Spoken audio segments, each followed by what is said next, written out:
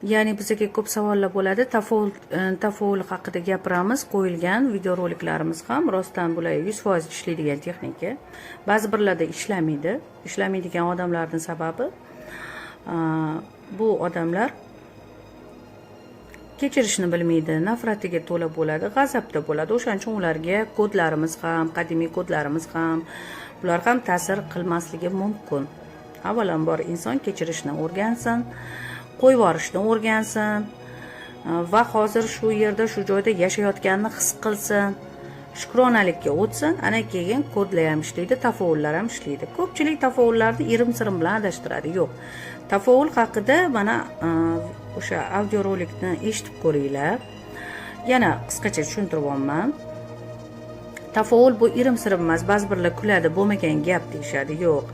Tafovul bu siz o'sha yaxshi orzungizni energetikasini, chastotasini, to'lqinini kuchaytirish. Masalan, siz o'sha orzungizni kuchaytirishga kiradi. Bu hech qanaqa irim-sirimga kirmaydi. Agar irim-sirimga kirdi desangiz, nega to'ylarda azaldan tuxum pishiramiz, qanaqadir bir nimalarni qilamiz yoki tafovulda o'sha ham yoki o'sha shunaqa joylarda mana to'ylarda bor, birinchi o'sha chimildiqqa kirishdan oldin o'sha bola chaqali o'zidan ko'paygan yoshi katta onaxonlarni ko'rpadan dumalatishgan voqealarni eshitganmiz. Ular bu hammasi tafovulga kiradi, yaxshi niyat bilan. Bekorga tuxumi ko'paysin, ya'ni o'sha erkakning urug'i ko'paysin deb tuxum ham qaynatirishadi. Bular hammasi tafovullar. Ya'ni o'sha yaxshi niyatni tezlashtirishga kiradi tafovul. Mana shu narsaga e'tibor qilinglar, yaxshilar. Voy bu tafovul nima? Bu irim-sirimmi? Unaqa yo'q. Tafovul bu butun dunyo tafovul bilan ishlaydi. Butun dunyo, agar diqqat bilan kuzatsangiz, hamma narsa tafovul bilan ishga tushadi. Dunyoda ko'proq 90% bajaradigan narsa 10% mehnat bo'ladi. Qanaqa mehnat endi? Proyektlar bo'yicha, dunyoviy, globalniy proyektlar bo'yicha tafovullar. Ya'ni tafovul o'sha yaxshi niyatni tezda harakat qilish, ya'ni o'sha energetikaga ulash, o'sha to'lqinga ulashga sarflanadi va keyin shakllar, simvollar boshqaradi. Undan keyin mehnat.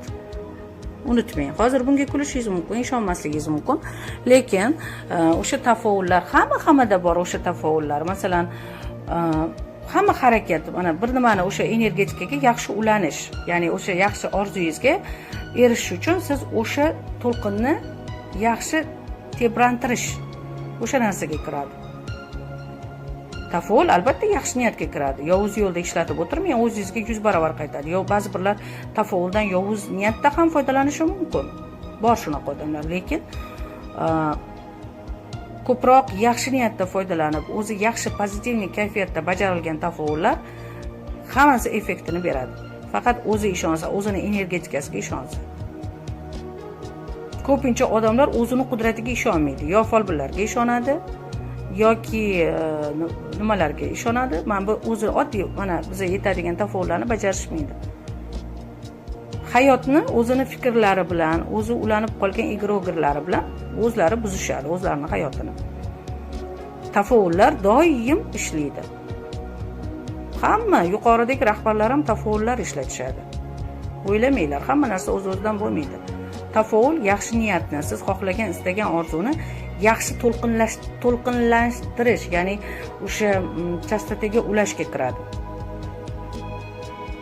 O'shaning uchun tafovul haqida mana shu fikrlaringni yaxshilab o'ylab ko'ringlar.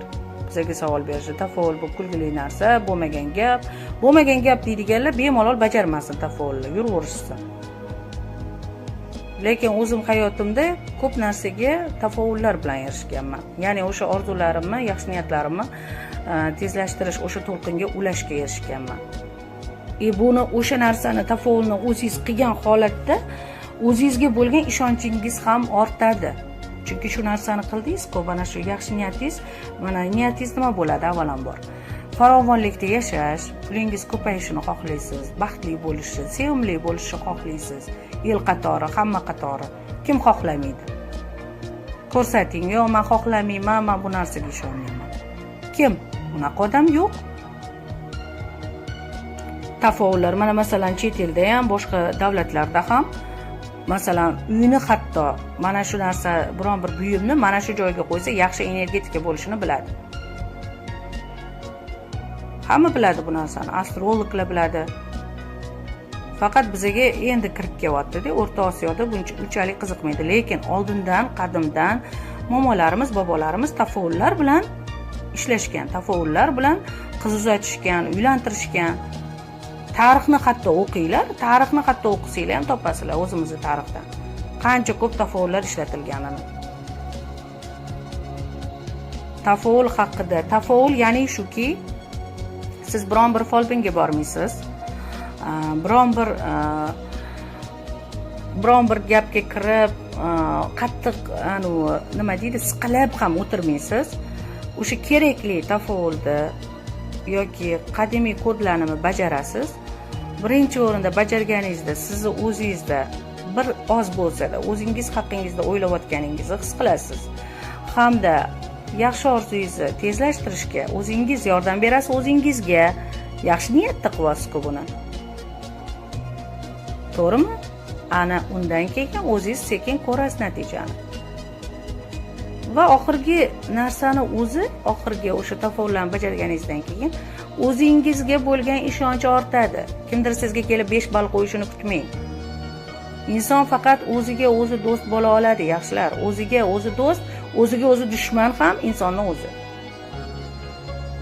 Har xil fikrlar chiqadi hammadan, hammaga bir xil mana shu narsa yaxshi deganingiz bilan ham tushunmaydi. O'sha odam baryeri hali sizni baryeringizni, sizni suhbatingizga hali tayyor bo'lmasa.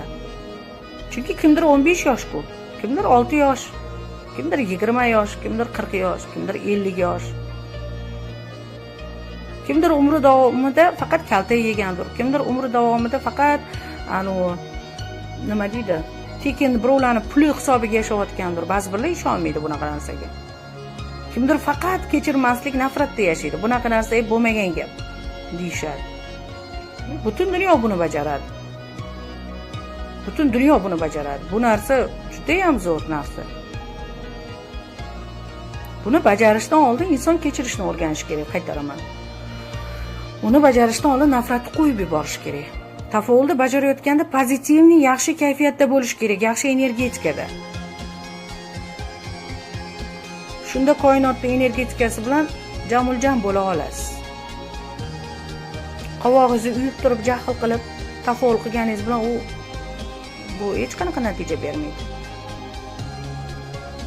Tafovul bu yaxshi niyatni